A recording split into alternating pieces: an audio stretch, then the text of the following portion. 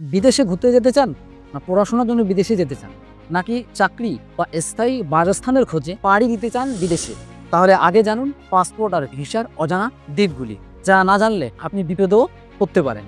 বিদেশের প্রথম ধাপ পাসপোর্ট আর ভিসা। কিন্তু অনেকেই জানেন না পাসপোর্ট আর ভিসার মধ্যে পার্থক্যটা কি।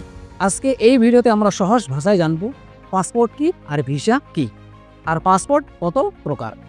পাসপোর্ট হলো সরকারের পক্ষ থেকে প্রদত্ত একটি আন্তর্জাতিক পরিচয়পত্র।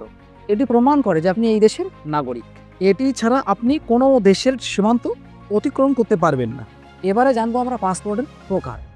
পাসপোর্ট হয় 4 ধরনের: সাধারণ পাসপোর্ট, কূটনৈতিক পাসপোর্ট, সরকারি পাসপোর্ট, আর এটা হচ্ছে জরুরি পাসপোর্ট। এবারে জানবো আমরা ভিসা সেগমেন্ট। ভিসা হলো অন্য একটি দেশের সরকার কর্তৃক অনুমোদিত অনুমতি, যা বলে আপনি সে দেশে একটি নির্দিষ্ট সময়ের জন্য প্রবেশ করতে পারবেন। এবারে জানবো আমরা ভিসার ধরন: চাকরির ভিসা, ব্যবসায়িক ভিসা, ছাত্র ভিসা, পর্যটক ভিসা, ট্রানজিট ভিসা, স্থায়ী বসবাসের ভিসা। এবারে জানবো আমরা কিছু আন্তর্জাতিক ভিসা সম্পর্কে। B1 বা B2 ভিসা, যেটি মার্কিন যুক্তরাষ্ট্রের ব্যবসা বা ভ্রমণের জন্য। এরপরে H1B ভিসা, এটি মার্কিন কোম্পানিতে চাকরির জন্য। এরপরে আছে F1 ভিসা, এটি বিদেশে পড়াশোনার জন্য। এরপরে EB5 ভিসা, যেটি বিনিয়োগকারীদের জন্য গ্রিন কার্ড। এরপরে আছে গ্রিন কার্ড ভিসা, যেটি স্থায়ী বসবাসের অনুমতির জন্য।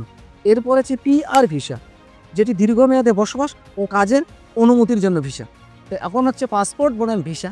পাসপোর্ট বলে নাগরিকত্বের প্রমাণ, আর ভিসা বলে বিদেশের অনুমতির প্রবেশ। বিদেশে যাওয়ার স্বপ্ন পূরণের প্রথম ধাপ পাসপোর্ট আর সঠিক ভিসা।